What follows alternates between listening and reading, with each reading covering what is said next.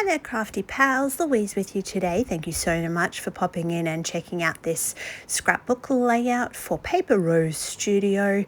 It is all about the pretty and pastel and using some of these gorgeous die cuts. So I'm going to team them with these Sweet Summer Basic background paper, and I've chosen some black and white photos because I find they give you a really neutral palette to work with. So if you're ever not sure about how to combine a particular photo with a collection, then I would definitely recommend going with that monochrome photo, black and white, because it will just mean that you have the freedom to work with whatever elements you like. Now, I was helping take care of a little 3-year-old, and he kindly shared some stickers with me, and we stuck them on my hand, and I promptly came home and scrapped and completely forgot that I had stickers on my hand. So I do apologize. I will remove them shortly. They are a bit distracting, but certainly having a look at just some of the gorgeous florals. And I love that they have this sort of embossed little bit of extra sparkle to them. They're not sparkly as such, but they've just got that little bit of extra tone, and they blend so beautifully. I'm going to focus on a floral type layout today, and you can find links to all of these products either over on the Paper Rose blog, or you can have a look in the description in the YouTube of this video. So I'm going to distress. I love when I'm working with pattern papers. At the moment, one of my go-tos is distressing, and by that I mean using my distress tool to add that sort of textured element around the outside of the photos. And it really just, I love that it gives dimension without adding too much bulk to a page. You could absolutely do this with black ink. It gives you a sort of shadow effect. Or, you could double mount your photos or area that you want to highlight. But for me, I really just texturing those edges around my photos, I think just gives them something to sit against. And it, for me, is something that I do quite a lot of at the moment. And, as a scrapbooker, we go through these kind of phases where we'll repeat a technique over and over again. Paper tearing is another one of mine. I really like torn paper. I haven't been doing it quite as much lately, but certainly torn paper is one of those ones where if my mojo's a bit missing or a bit stuck, I might come back to some torn paper elements and use that as a way to kickstart the creativity. So essentially, once I have popped my photos together, I am building this kind of top to bottom cluster with the florals, and there's lots of pretty florals. I love the colors, beautiful die cuts, and they're cut for you, so you don't have to fussy cut them. I'm not a huge fan of fussy cutting, so anything that's already pre-cut for me and can save me time, like this, where I just pop it out of its little backing and start to move it around the layout and place it into position and don't have to think too hard about it, that's a win in my book. So looking at this beautiful sort of floral cluster that I have going on here, I felt it needed something just to lift it a tiny little bit, and that ends up being this paper doily. So really simple, very cheap. They're readily available at most discount stores, those packets of paper doilies.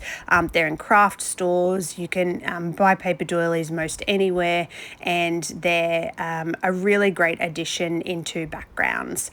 Now, I initially had this plan in mind that I was going to centralize this cluster that I was building, but the wonderful word title was quite long, and it was just protruding out that right hand side a fraction. So I decided to move my cluster to the left and add my wonderful title to sort of anchor it, thinking again about those 3 sort of points of the visual triangle, making sure that I have those sort of 3 main areas of interest. And I knew that this particular layout was going to need something in that background. I toyed with a couple of different ideas. I did let this layout sit on my desk probably for a day or two before I came back to it and decided that I was going to go with a frame effect in my background. So what I'm doing is cutting that first frame now.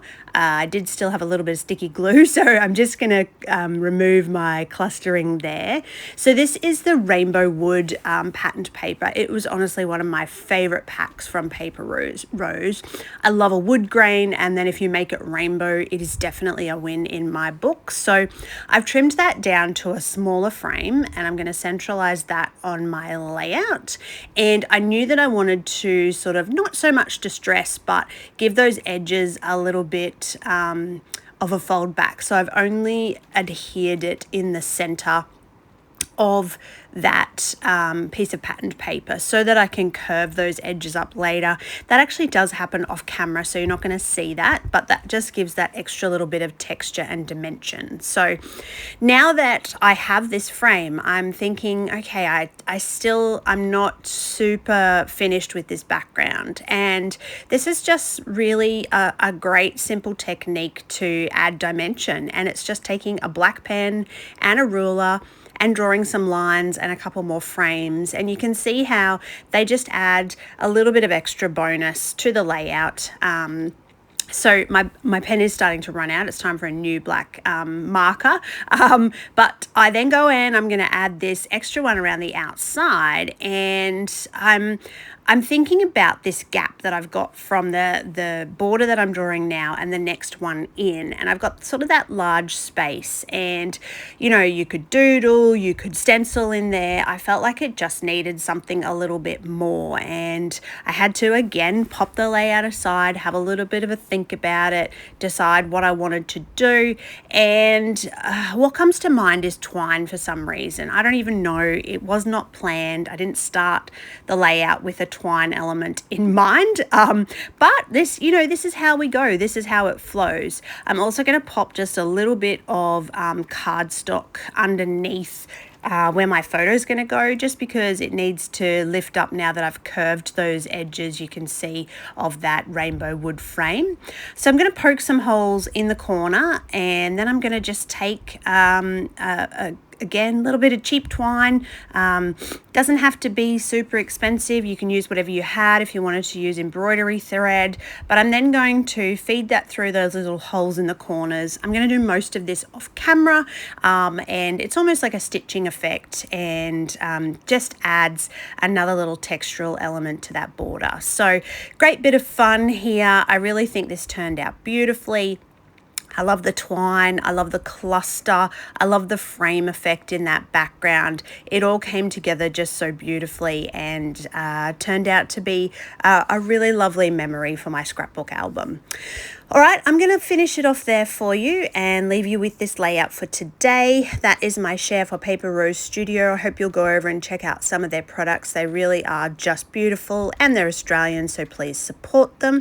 Thank you as always for visiting my channel, and as always, happy scrapping.